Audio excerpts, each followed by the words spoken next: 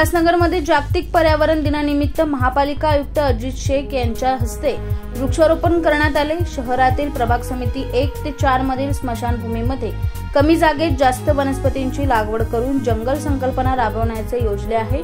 स्मशानभूमीमध्ये किमान 200 विविध प्रजातीची झाडे लावण्याचा संकल्प असल्याची माहिती आयुक्त अजित शेख यांनी दिली।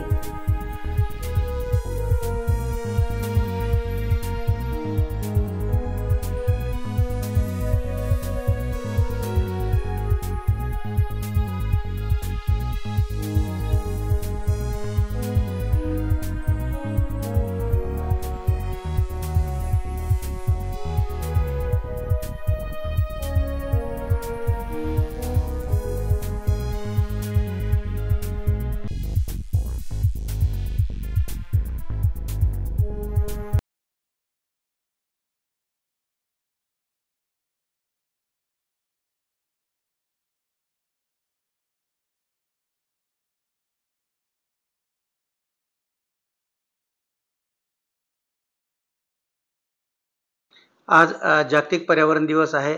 जागतिक पर्यावरण दिवसाच्या सर्व नागरिकांना माझ्या हार्दिक शुभेच्छा। आज जागतिक पर्यावरण दिनानिमित्त आम्ही माननीय आयुक्त अजित शेख सर यांच्या हस्ते शांतीनगर येथील स्मशानभूमीमध्ये वृक्षारोपण केलेलं आहे। आम्ही तिथे जवळपास 200 वृक्ष झाडांचं लागवड तिथे केलेली आहे।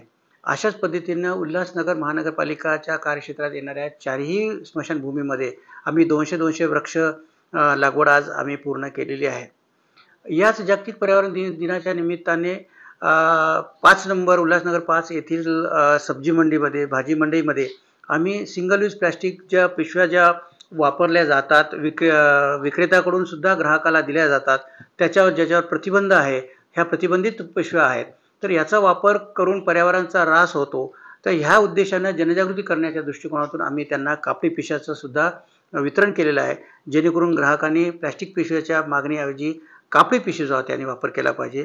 तसेच आम्ही काही दिवसापासून माझी बाग माझा परिसर यामध्ये जास्तीत जास्त ग्रीन कव्हरेज होण्याकरिता एक स्पर्धा आयोजित केली गेली होती।